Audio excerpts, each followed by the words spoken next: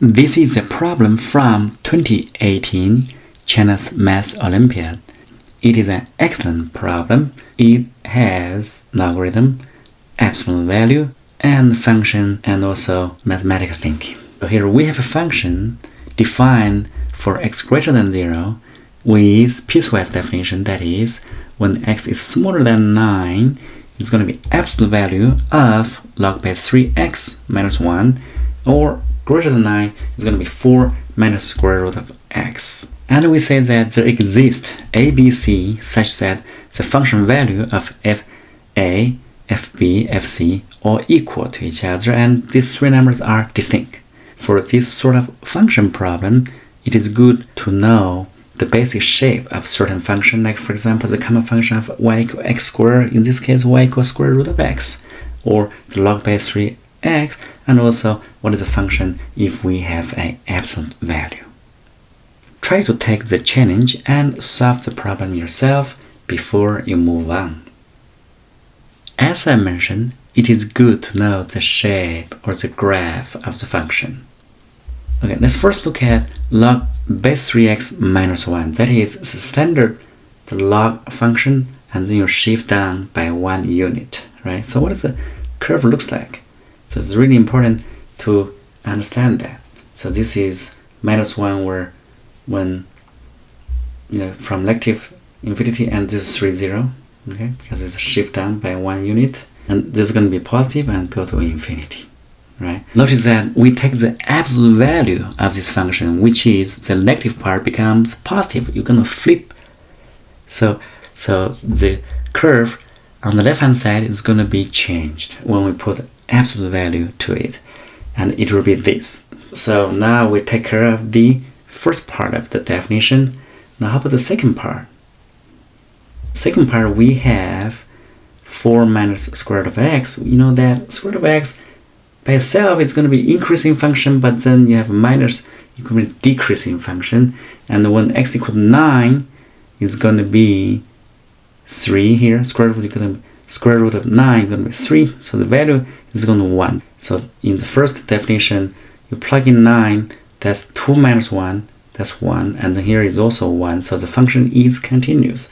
Now let's look at the curve, which is function 4 minus square root of x. This looks like a straight line, but it's not due to the uneven scale here. But the key fact you want to know about this is that it is continuous at this point, x equal to 9, y equal to 1, and also this function is decreasing, go to negative infinity, because square root of x could go to infinity, and 4 minus would make the value goes down. Here we're given that 3 different x values of a, b, c, so that the y value equal. That is, for that to happen, the function value cannot be too big, because if this green line is above y equal to 1, it's impossible to have intersection with 3 different points, right? If you go down to negative, smaller than 0, you cannot have 3 different values either. That is, the function has to be between 0 and 1. In other words, a, b, c each must come from a different segment. We have 3 segments, right? Now, in the real exam, of course, you don't have to have the exact curve. It's really important the key points here, right? For example, the turning point here is 3x equal to 3 and x equal to 9. And we know that this is strictly decreasing, and then this is strictly increasing, and go down strictly decreasing again. And that would be the key in solving this problem. Now, with this knowledge, let's go back to work on the algebra. For this a, b, c to have the same function value, they have to come from each different segment here. That's the analysis we had earlier by looking at the characteristic of the function here. We assume a is the smallest, c is the biggest. Then you know that a comes from here, this segment here, which means for this value log base 3 of x is less than 1, the whole thing is negative, the absolute value would be 1 minus, right? And in this part, it's going to be b would be positive quantity here. So the value would be log 3 base b minus 1. And finally, the c is going to be in this region where the function is going to be 4 minus square root of x. So plug that in. So we have this equation here. Alright, so let's recap. Now notice that a, b, c come from different region. And from the first equation, if you move this term to the right, what you get is the summation of the two log equal 2.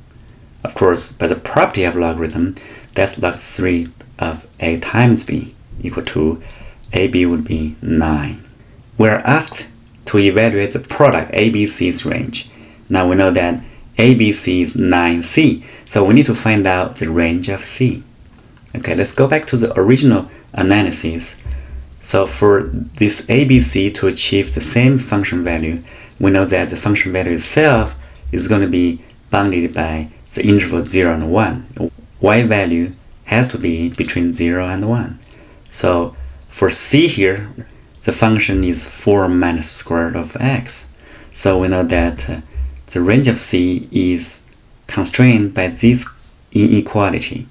Now, which means c has to be between 9 and 16, right? So the final answer to the question, which is ABC's range, is going to be 9 of that. That is from 81 to 144.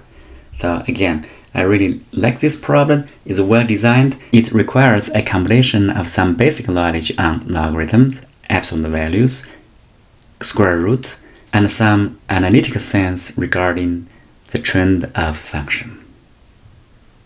Hope you enjoyed the video. In the meantime, please like, share, and subscribe to the channel.